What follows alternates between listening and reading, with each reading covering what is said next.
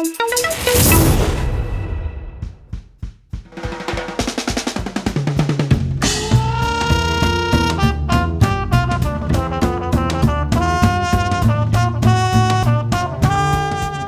is Mason Ember Weekly.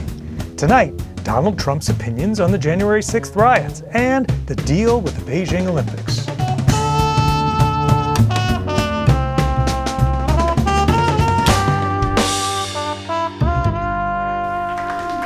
And now, give it up for your host, Mason Ember. Thank you, hello, and welcome to Mason Ember Weekly. I'm your host, Mason Ember, and today I'm going for a valet meets demonic overlord look. Now, you may remember that this show used to be called The Evening Show, and this YouTube channel used to be called Firebird Industries Presents. Why did we change that? Well, our old channel got taken down because of a mysterious trademark dispute. Yep, we've only been on 4 episodes and we already got canceled. And there's no arguing with Google's robot overlords, so we took a page from Facebook's book and changed our name to avoid controversy. To capture the growth of our company, Firebird Industries is now Sparkstorm Productions. We were going to name ourselves Meta, but that just got taken. Yep, we decided to rename the show and the company, but as you can see, to get the show back, I also made a tiny deal with the devil. But no matter what, we're excited to be back, and we would appreciate you supporting us as we make this modification by telling your friends and subscribing so Google can see that nothing can take us down. Well, except a trademark dispute, but we already covered that. Yeah, we already talked about it. This whole thing has also gotten me pretty annoyed at YouTube.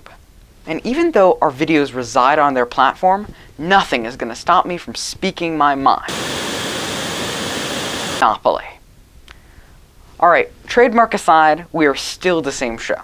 So without further ado, let's get into the top stories of the last 2 weeks. Firstly, Supreme Court Justice Stephen Breyer has just announced his retirement at age 83. He can either decide to retire from politics, or he's now old enough to become president. I wonder if he gets to keep the robe. It's not like he's going to need it anymore, unless he wants to complete his Ruth Bader Ginsburg Halloween costume. Most popular Halloween costume, 2 years in a row. Really? That's impressive. That is impressive. Legacy. Yeah. Well, the Beijing Winter Olympics are sort of getting ready to happen. And Chinese authorities are going to extreme lengths to protect people from COVID, including locking them in shopping malls for 48 hours to test them for COVID. You can watch more about this story in the new movie, Night in the Uniqlo. Yeah, it's true. Authorities have been forcing people to stay in stores overnight. Even with that much time spent in Uniqlo, I'm still not becoming a reward club member. And yeah, I know it's only $1 a month, but I only visit 2 times a year. I stay overnight and get a COVID test, but only 2 times a year. Chinese authorities are so serious about this that they're really impacting people's freedom. Meanwhile, here in the States, people consider being required to wear a piece of cloth a dictatorship policy. In fact, in Beijing, a woman's Twitter feed has gone viral, wrong choice of words there, after detailing her 2-week stay with a blind date who she was trapped in lockdown with in Beijing recently. For reference, this is what would happen if 90 Day Fiancé and Survivor had a crossover episode. Speaking of winter, the East Coast got hit by a huge winter storm this past weekend. Boston got more than 2 feet of snow. Experts agreed that the storm was caused by Elsa's jealousy that more people liked the Encanto soundtrack than Let It Go. Finally, the January 6th House Committee has subpoenaed fake Trump electors who were planted to submit pro-Trump electoral college votes in states that Trump did not legitimately win during the 2020 election. It's pretty crazy that the Republicans accused Democrats of stealing the election, during which they were trying to steal it themselves. That would be like Genghis Khan yelling at Roman authorities for starting wars. And it just goes to show how scared Trump was that for once in his life, he would be revealed to be a loser. Now, we heard what Biden had to say about January 6th a couple weeks ago. So, for fairness' sake, here to deliver his thoughts on the insurrection and whatever else he heard on Fox and Friends today is former President and Home Alone 2 star, Donald J. Trump.